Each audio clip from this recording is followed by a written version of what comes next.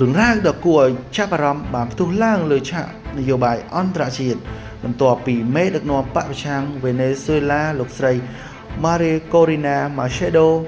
ដែលទើបទទួលបានរង្វាន់ Nobel សន្តិភាពឆ្នាំ2025បានប្រកាសថាលោកស្រីមានអំណងប្រគល់ឬចែករំលែករង្វាន់ដ៏ខ្ពង់ខ្ពស់នេះជូនលោក Donald Trump ប្រធានាធិបតីសហរដ្ឋអាមេរិកនេះបញ្យងតាមសារព័ត៌មាន AP ចុះផ្សាយនៅថ្ងៃទី11ខែមករាលោកស្រី Machado បានលើកឡើងថា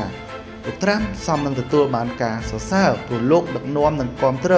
បណ្ឌបាការចាប់ខ្លួនអតីតប្រធានាធិបតីផ្ដាច់ការ Nicolas Maduro ដែលលោកស្រីចាត់ទុកថាជាជំហានប្រវត្តិសាស្ត្រក្នុងការបើកផ្លូវទៅរកប្រជាធិបតេយ្យវេណេស៊ុយឡាពិចារណាគណៈកម្មាធិការ Nobel សន្តិភាពនៃប្រទេសណ័រវេ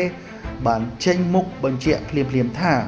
រង្វាន់ Nobel ដែលបានប្រកាសផ្ដល់រួចហើយមិនអាចដកហូតផ្ទេរឬចែករំលែកឲ្យអ្នកដទៃបានឡើយការសម្រេចចិត្តរបស់គណៈកម្មការគឺជាការសម្រេចចិត្តចុងក្រោយនិងមានសុពលភាពជានិរន្តរ៍គូបញ្ជាក់ផងដែរថាលោក Donald Trump តែងតែបំហាញបំណងចង់ឈ្នះរង្វាន់ Nobel សន្តិភាពជាខ្លាំងមកហើយប៉ុន្តែចំពោះករណីនេះស្ថាប័ន Nobel បញ្ជាក់យ៉ាងច្បាស់ថាអាចឧទ្ទិសជូនបានប៉ុន្តែមិនអាចផ្ទេរឈ្មោះម្ចាស់រង្វាន់បានឡើយ